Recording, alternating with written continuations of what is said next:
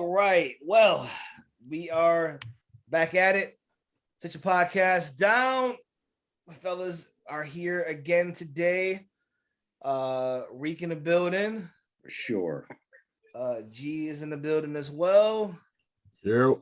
And then McFly here checking in. So, fellas, let's start with the NBA Finals.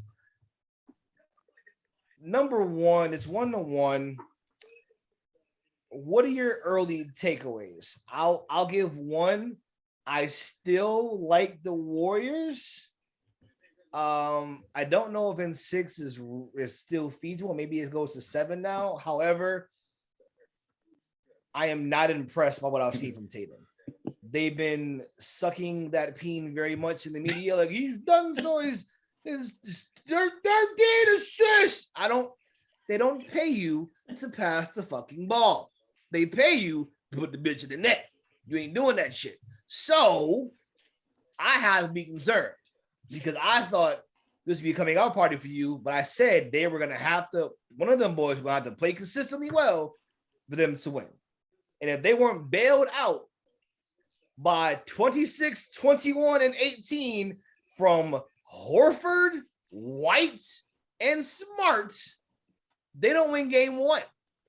They had to have them boys hit fire. 26 from 49-year-old Al Horford is the best I've seen him play in the last 5 years.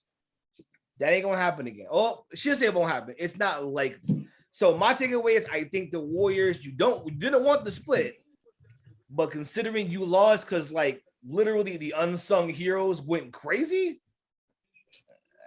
I feel nervous necessarily right now, but I digress. What's your takes on this?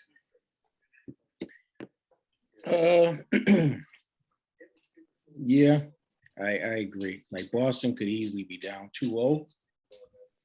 But I also think that Golden State game 2, it was close until Steph went off in the third.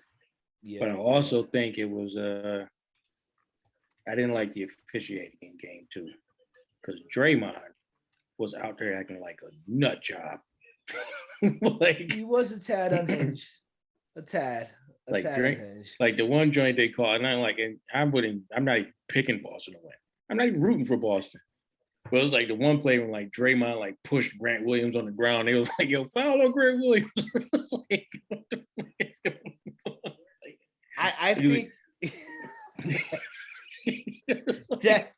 that was crazy. Talk about reputation calls. Apparently, Grant Williams be spitting at the refs and we don't see it. Right. They were like, what? He clearly, Grant Williams. Oh, like Draymond clearly trucked Grant Williams. So then Grant Williams put his feet on Jaylen Brown's head in the play. Jaylen Brown does what any dude would do, like, man, get off me, and stands over him. Then Draymond acting like, Draymond. Okay, on that play, do I think Draymond knows what he's doing? 1,000%. 1,000%. Yes. Do I think, number one, I just feel like Brown's not that guy. I feel like make it so that, to me, Bron showed you this. Bron showed this. If you make Draymond always out to be the aggressor, eventually he will be the detriment to himself. He's shown that. If you do not respond to him and keep just do the same thing he does, mess with him, do little things to him. LeBron literally won a ring off of baiting Draymond to respond. Yeah. He baited him to respond. He got the suspension that completely shifted momentum because otherwise, them boys are going to be out in 5. It was going to be wraps for them. Because the only dog they have on that team is really Draymond. If he's not in the game or out of his element, you got a chance to maybe bully them boys a little bit. Draymond is the get back. He's the response. He's the enforcer. Every great team has one, right? Going back to old school basketball. So I think, yeah. I'm happy they didn't call that, though, because that would have been corny. Yeah. Realistic. I wouldn't have called it. Yeah, I think they did the right thing. You know, it's like I'm not going to call it tech on either one of y'all because it is the finals, emotional, it's, all that stuff. But What I don't like, it makes me kind of worried about Draymond is he keeps daring the officials and he talks about it. Like I'm Draymond Green, I get more leeway than other players, or I get more of this than other players. And it's like you making it out like you're allowed to do things that everybody else can't do because you're Draymond Green. And that can cost them just like it cost them 2016. It won't put it past me. The refs like, okay, we're gonna prove a point. Like you think you can just bark on us and do whatever you want and not get thrown out or whatever. So we'll show you. I do think they can make an example out of him. I think he has to be careful with that because they definitely, especially if they feel like the series is too chippy, the first guy to knock out is going to be him. He's the first guy, followed closely by Marcus Smart, to be the example made out of. Right. And realistically, they need Draymond way more than the Celtics need Marcus Smart. I don't care about defensive player of the year. No, they need Draymond way more than they need Marcus Smart. Because that's not even close. Right, because obviously defensive player of the year ain't doing the defensive player of the year job on Steph. Because here's the crazy thing. You know, it's funny because they was talking about, well, Boston locked up. They gave KD problems and they gave Giannis problems and all these other dudes. Your defensive player of the year wasn't guarding any of them. No. If he's guarding Giannis. Right. 50. So like you should be like right. I got to be giving credit to Tatum, Brown, all those dudes that was guarding those guys. Your defensive player of the year has this assignment of Steph Curry, and Steph Curry is averaging more than KD, Giannis, and all dudes against Boston. So your defensive player of the year is not doing the job that y'all claim he's doing. No, he's not. Steph is averaging like 30-something points a game, and he's not shooting bad. He's not. So he's not shooting bad at all. It ain't like, yo, he's getting 30 on 30 shots. No, he's cooking. So y'all can say, you know, all this, you know, he's defensive player of the year crap. Boston, if y'all want to win, Marcus Smart got to actually start being the defensive player of the year. Because you have to be able to put him on one of those perimeter guys and take them out. And realistically, if he's the defensive player of the year, you got to be able to put him on Steph and live with the result. Right. If you can't, I mean, they're doubling, tripling, they're doing whatever they can. And the thing is, if we have to double and triple all the time and trap all the time, you being defensive player of the year doesn't mean anything. We have to still get the same attention we give normally to Steph. Right. And I think Udoka can see that because I noticed one thing in game one where they went on that big run in the fourth quarter, but they kept Derek White in the game.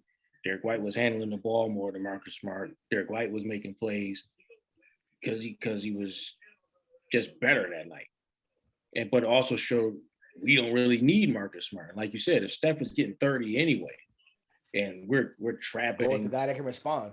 Right. You come off Marcus Smart shooting. Yeah. So it's like if you're not, and I get like Steph is a little bit different to guard than KD and Giannis on this because he's not as ISO based. Yep. But you know, if you're not following him through screens or you're not getting over the screens and the bigs got to switch or the bigs got to hedge hard because you can't get through it. Like it ain't even like they're giving you crazy, like it's Draymond, they're setting screens. You can get through a Draymond screen. He's 6'5". He's not the big body of a traditional center. He's not right. It ain't like you right. It ain't a huge screen that you got to get through. Yeah. You know what I mean? The bigs are staying up like they supposed to, except for like Tice, who's lazy. But the bigs are staying up. That should give you enough time to get back in front. But if you're not doing that, good luck. You're over in 5. I do think if you're Boston, I guess the caveat is we split and we haven't played particularly well. Hopefully the extra day of rest. I know it's a travel day, but you're getting back to your home crowd. Hopefully that rejuvenates you. I think game 3 is crucial for both teams. Although I still think the Warriors can overcome a game 3 loss. You know, losing game 1 and game 3 usually is a bad sign. So I think they need game 3. But I mean, I would feel better if I was a Boston fan if I haven't seen them lose at home.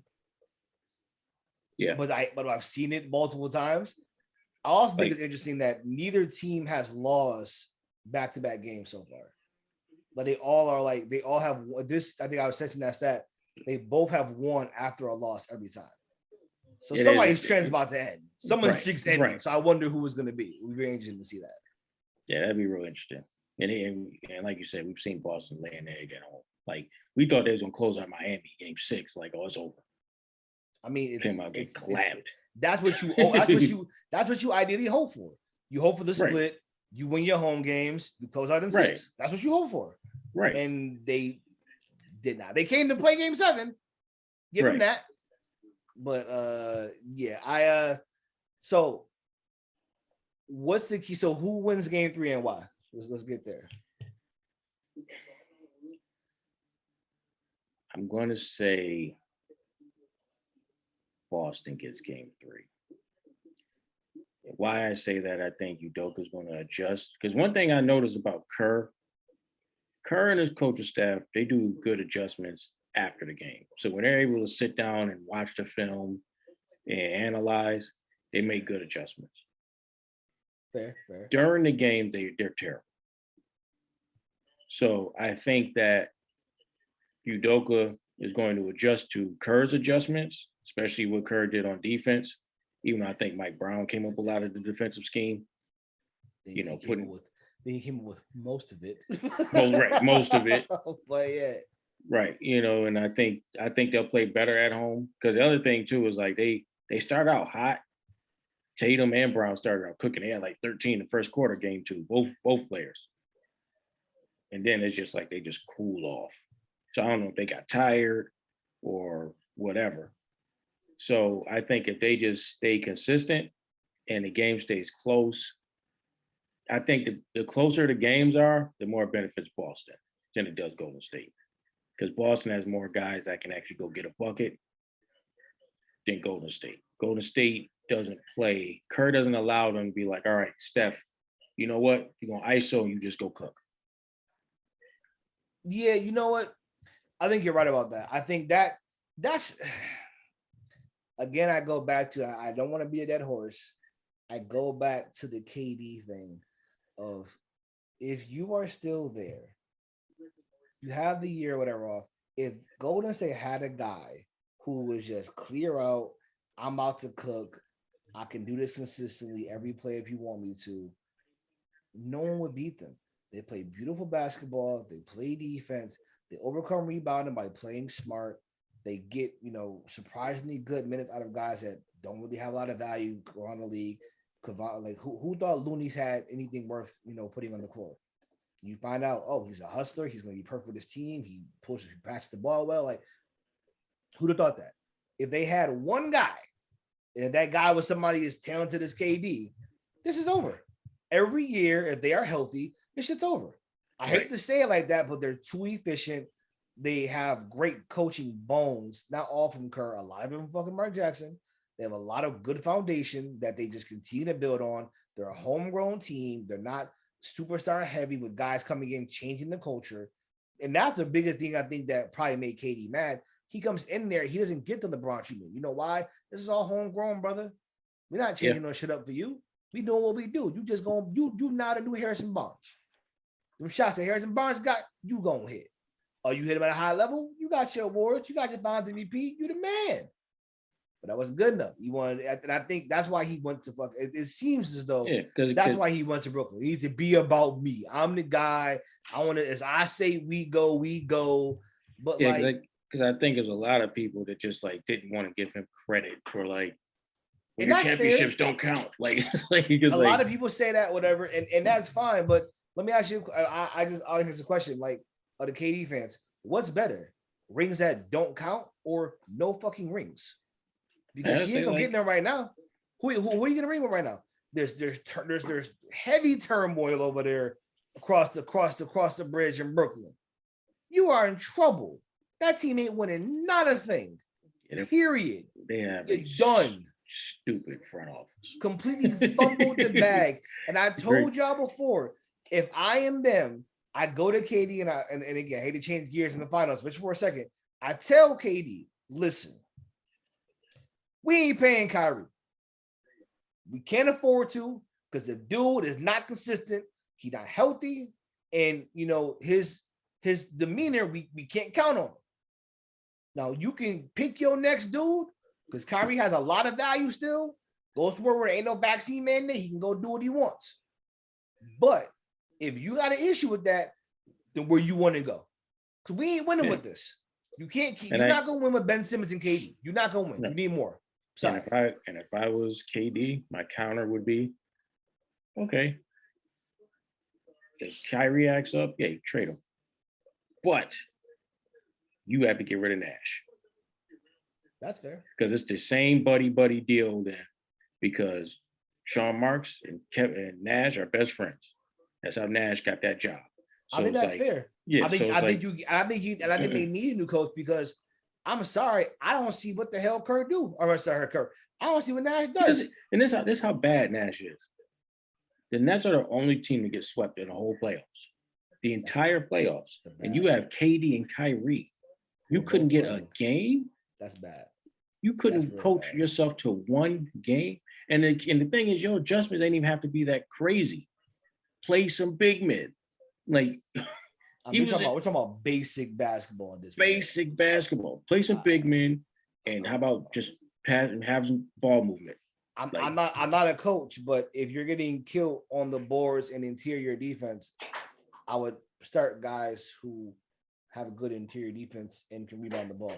I know people want to say, well, you don't know, you ain't played. You're right. I'm a 2K athlete. I hear you, but I'm saying those guys rebound aren't playing. It's common sense. You don't even have to be right. You ain't even got to be a basketball expert to know. Even the lady that interviewed him, I think it might have been game 3 or game 4, and he was like, what are you concerned about right now, Coach Nash? And he's like, well, I'm concerned about the rebounding. And she's like, are you going to go to a bigger lineup? Well, if we go to a bigger lineup, then we're going to lose a lot of spacing. So it's like, it's like you're getting destroyed and losing these games because you can't rebound and they score inside at will. And you're worried about spacing. We're talking about, play one big, one solid. Let KD play the 4. Fine. Right. Not one real big. Right. He's sitting there like, well, got to take out. He'll start Drummond, take him out. He won't play the rest of the game. Claxton, he's losing close games. Claxton literally missed 12 free throws. Keeps playing him. Won't play Aldridge.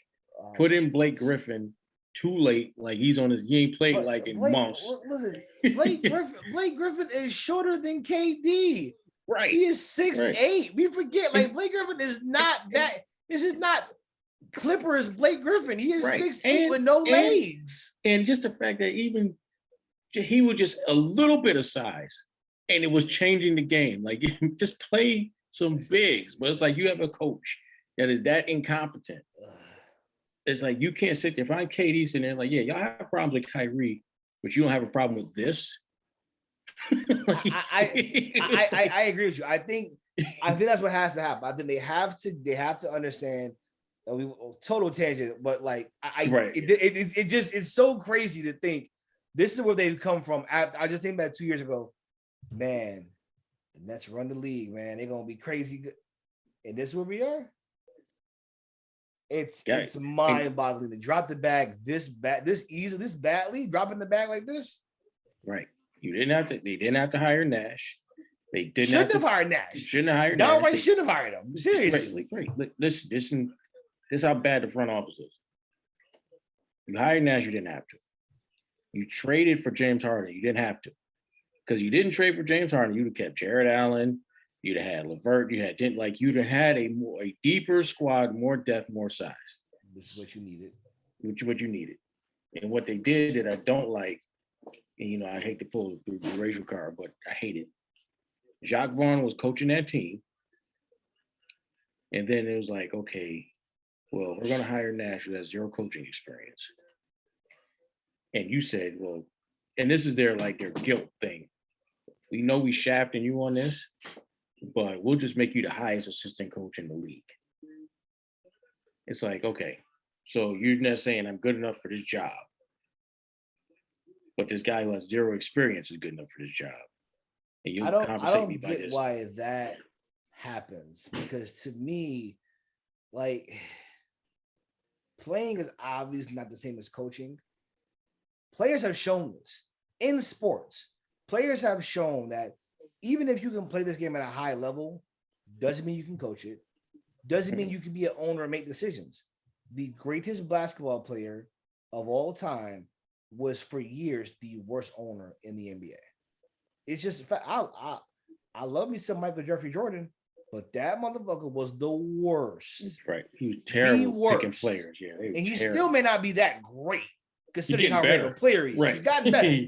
But like, I just think you gotta be real with yourself and realize everybody, because you're a great player, it's not equate to being a great anything else in basketball. Right. Because they don't understand. Show your work first before you get the job. Right. Because great players can just do shit. Yep. It's so different. like the best coaches in the league, you look at it like for the most part, were role players, or like they didn't play at all because they have to think their way through the game. Mm-hmm.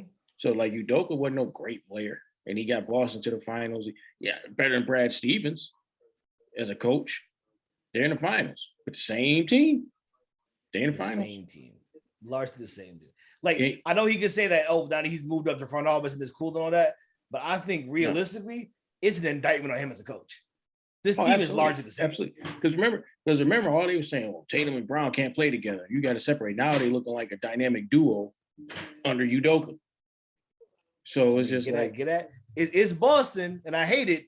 But get that man his flowers, man. He got more out of them than a quote unquote NBA guru Stevens. Right. Brilliant coach.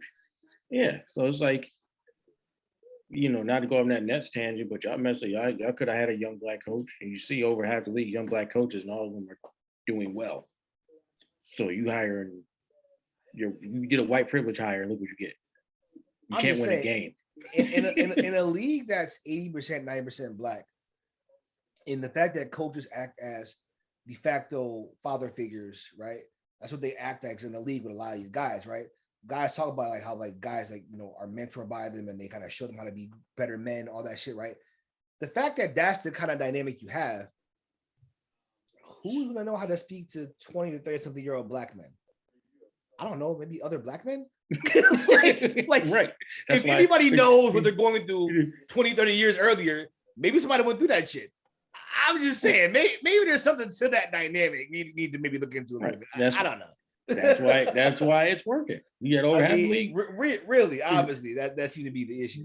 You got half the league black coaches, and you're wondering why they're being successful. Because they know how to relate to the players. I mean, that's key, right? I mean, being able to relate is half of what coaching is. Some coaches will even say, some coaches, like you hear like players, they're not even huge X's and O's guys. They just know how to motivate. They know how to rally the team up. They pick guys that are good at X's and O's. That's fine. But coach is being a leader, right, above anything else. And being a leader is big. And if you can't lead men, it's easy to lead men that are similar to you, that you have similar interests in common with. It's much easier to do, in my opinion. Right. And that's why, going back to the finals, I think Udoka out coaches Kerr, because there are intangibles in the game that just Kerr, like, it's almost like Kerr doesn't understand the feel of a game. So it's like when Kerr's like, I'm going to stick with my rotation. Like, dude, it's the finals. Please fuck your rotation. Yes. Like, you know what I mean? Like, why are you still like, well, Steph comes out at this time and comes back at this time. Like, why are you still on that? It's the finals. Like, in game one, when they were up, was it 10 in the beginning of the fourth? Yeah. After the first few possessions of like threes and layups and they couldn't get a bucket, timeout, Steph. Yep. I'm sorry. Right, Steph, get up. Draymond, get up. Nope.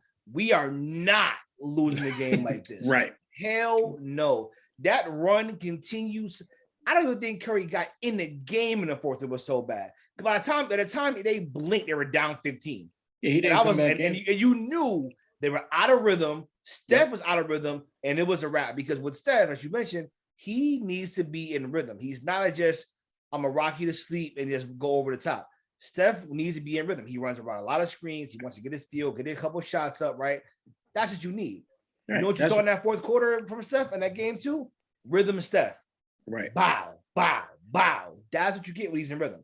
You didn't let him get that. So that was absolutely a coaching decision right there. That was a bad play. What are you saving him for? Like, you know what I mean? I think that's where it's like, that's why I said the closer the games are, the more it favors Boston, because Udoka has those intangibles that Kerr doesn't have. So even that fourth quarter, in that first game, Udoka's like, yo, Derek White is rolling. I'm sticking with him. I am not going with Marcus Smart. Did not even think about it. Did not even that dude when I saw him, and that's what I'm saying. When you saw a couple of the shots that White hit, the one where he like pump fake, he just went right up in Steph's grill. Nah, time out. We are in trouble because this dude is not. He's not the killer, but if he's playing like the killer, we're in trouble. Right. Period. And that's what happened. Yeah, Kerr doesn't understand that. Game one, Steph is on fire first quarter. Doesn't play him till like 5-6 minutes left in the second quarter. Like, yo, he's cold now. Let that man cook, man. Because hopefully you're up by 20. And if you're up by 20 at the beginning of the fourth, you probably win that game. Right, you probably win the game. Like, it's like you sit there, you want to stick with your rotation. Like, what are you fucking saving them for? It's the finals. That's what you rested. That's what you got the rotations during the season for. That's what you played the whole year to get to this point where you could have that man playing. Right. So it's like I could see you sat him out for a couple minutes in the second quarter and brought him back with like 9-8 minutes left. You sat him out like almost a whole second. I mean, it's funny you talk about coaching. It's funny to think about that, and then on the other end, Nash won't let his stars sit. At all. The thing about the difference is like when we need to win a game, you can't rest. Kerr's like, we'll rest you for 40 minutes. We'll rest. Yeah, Nash is the total opposite. He'll play you till you die. Like, oh, how come you're not hitting shots in the fourth? Because I have no legs. On that tip schedule. That tip schedule of like, if he dies, he dies. Right, if he dies, he dies. I don't know if I want that, right?